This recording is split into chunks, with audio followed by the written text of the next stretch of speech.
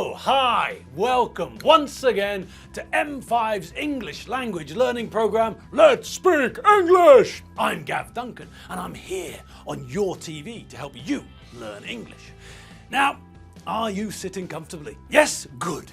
And are you ready for today's lesson? Yes? Good. Okay, well let's learn English together.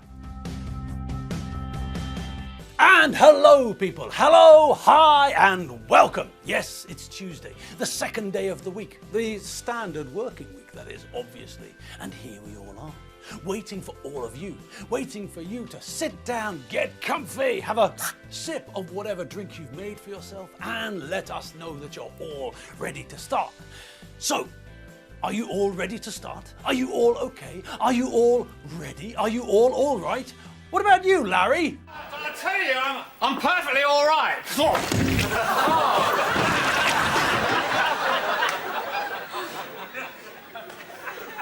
Yeah, so, how did you get on? Right, well, here I am then. Oh, no, I'm not.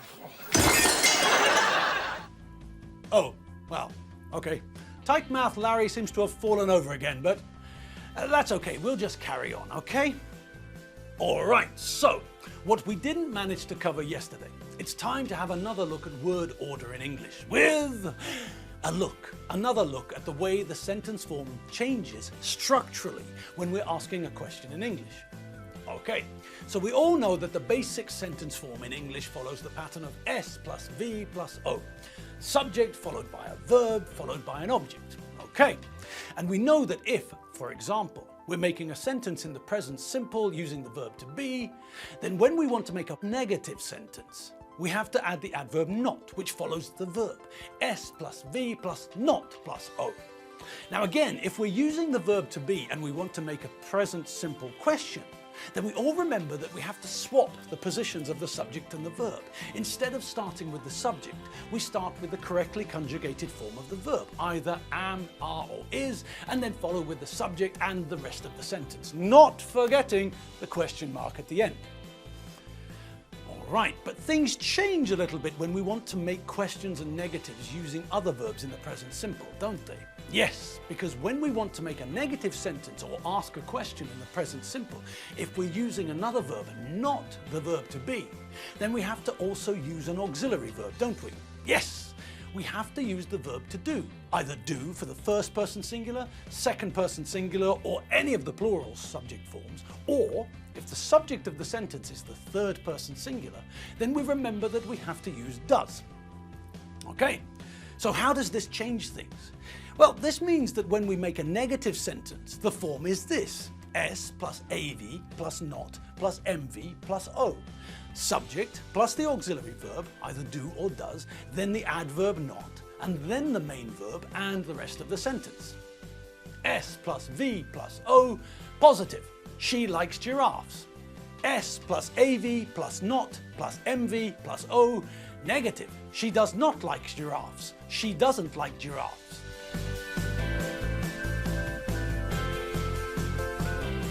So, as we can see in that example, we follow the subject with the auxiliary verb, the verb to do, and we conjugate the auxiliary verb. The subject is she, the third person singular, so we know that we have to use does, not do.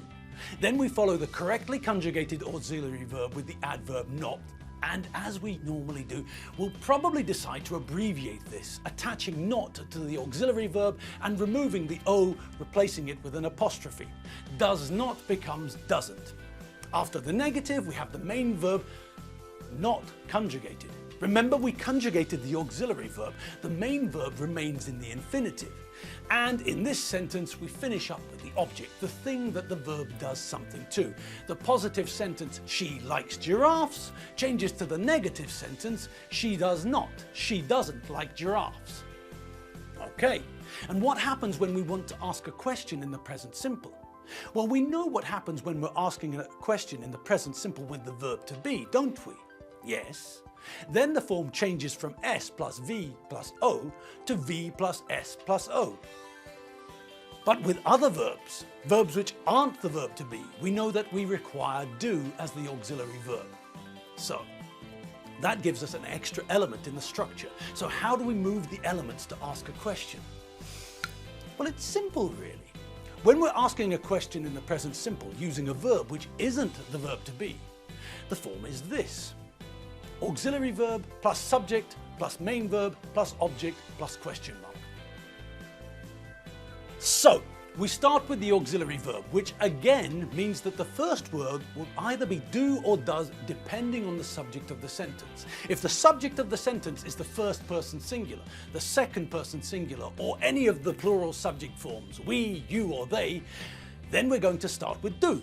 If the subject of the sentence is the third person singular, if this is a sentence about Michael J. Fox or J. Lowe or O.J. Simpson, and yes, all of those names featured one initial which causes problems in Hungary. You all know which one I mean. It's Michael J. Fox, not Michael G. Fox. It's Jennifer Lopez, J. Lo. Her name, unsurprisingly, isn't Jennifer spelt with a G. Not at all. It's Jennifer with a J. And O.J. Simpson's nickname when he was an American football player, not a murderer, was Orange Juice, O.J., not Orange Goose. His initials are O.J., not O.G. Anyway, we've wandered away from where we want to be, so back to what we were talking about. If the subject of the sentence is the third person singular, if, for example, we're talking about Michael J. Fox, J. Lo, or O.J. Simpson, then we're going to use does, not do. So, let's take a present simple positive sentence, one which doesn't use the verb to be, and change it into first a negative sentence and then into a question. To start with, let's take a sentence which has the first person singular as the subject. I exercise daily. Okay, a very simple sentence and one which doesn't feature an object but an adverb of frequency. Daily, every day. But that's not a problem for us, is it? No, of course not. So, that's our very simple positive sentence. A sentence in the present simple which uses the verb to exercise, not the verb to be. So, turn that positive sentence into a negative sentence. Easy. What do we need to do to add to the mix? Yes, that's right. We need two things to make this sentence negative. First of all, we need the verb to do, correctly conjugated, as the auxiliary verb we use to make negative sentences in the present simple with verbs which aren't the verb to be. And after that, we need something else. Not some sort of primate, but rather another adverb, the adverb not. And where do these two new elements go? That's right again, Sergeant Mango Brain. We change the structure from S plus V plus O, or in this example, S plus V plus A of F, subject, verb and adverb of frequency, to S plus AV plus not plus V plus A of F, subject, auxiliary verb, correctly conjugated, the adverb not, then the main verb in the infinitive, and then the adverb of frequency. S plus AV plus not plus main verb plus adverb of frequency.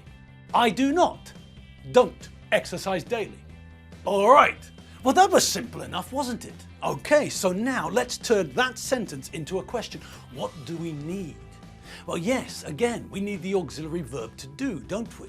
Yes, when we're making negatives or asking questions in the present simple with verbs which aren't the verb to be, we need the services of the verb to do as an auxiliary verb.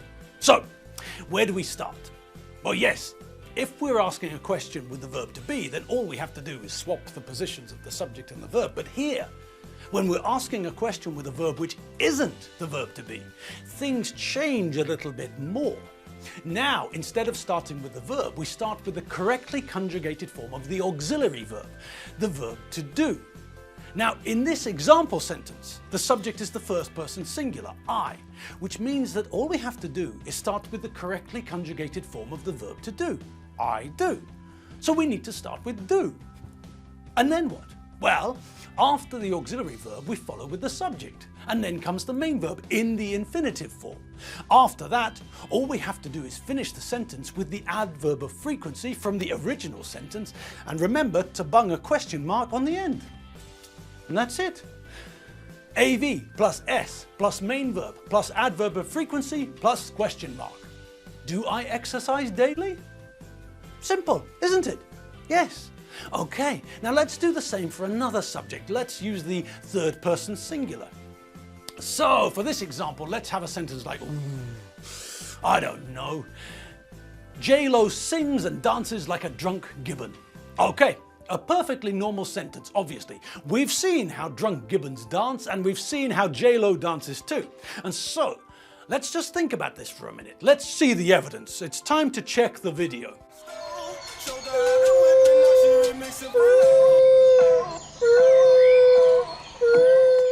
Well, now, so, to make sense, we need to start with a question, don't we? Yes. And how are we going to do that?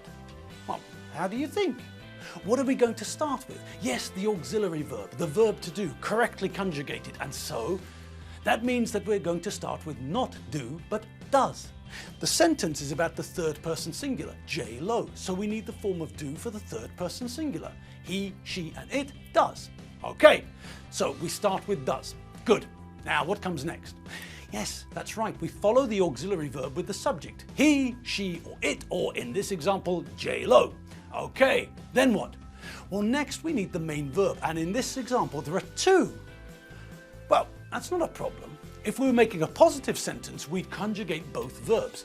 J-Lo sings and dances like a drunk gibbon. But here, because we're using an auxiliary verb, we know that we conjugate the auxiliary verb, not the main verb, or in this case, the main verbs. So both verbs stay in the infinitive form. Does J-Lo sing and dance? And what now? Well, now we have to finish the question. And what are we using in this part of the sentence? Yes, here, we're not using an object or an adverb of frequency, but a comparative. She does something like something else. She swims like Enid. I sing like Tom Jones. You dance like my dad. She sings and dances like a drunk gibbon. Okay, well, add the last bit then. Like a drunk gibbon. And because we're asking a question, we know that we need to add a question mark at the end. Okay, let's see the finished article. Yoda, get out of here! Good grief, the man with the English word order problem in the Go and invade someone else's space. Go back to Diggity Doughball or whatever the name of your home planet is. Honestly, just stop poking your nose in. Get out! Get out! All right, he's gone. Small, silly man. Man? Is he a man? I don't know. He's some sort of mutant green pygmy with ridiculous... Anyway, now that he's gone, let's have another crack at the sentence. AV plus S plus V plus B plus comparative clause plus question mark. Does J-Lo sing and dance like a drunk gibbon? Well now, the answer to the question is no, isn't it? Yes, think about the video. The singing style and the dance style are pretty different, aren't they? Yes. So I think that means we can answer in the negative. Oh, but we can't! We've run out of time! Oh, gibbons! Oh well, never mind. All this means that we'll have to start with a negative sentence on Thursday. Yes, I know that tomorrow's lesson is going to be on Wednesday, but you and I both know that Wednesday is when we receive a visit from Enid. So tomorrow will be taken up with Enid, which means, oh hang on, that's a point. We might have to move the sentence structure question to Friday. It all depends on how we get on with Enid. The question is one of vocabulary. It all depends on how much new vocabulary we hear. All right. It'll all come right in the end. We'll see what happens and react accordingly. All right, it's time for me to go. It's coffee time, and it's also time for you to go. It's time for you to finish your chores or homework or whatever. Maybe it's time for you to have a dance lesson with the gibbon. I don't know. Only you know the answer to that one. I'll see you all tomorrow, people. Have fun, people, and don't forget, www.mediaclick.hu. See you later. Bye.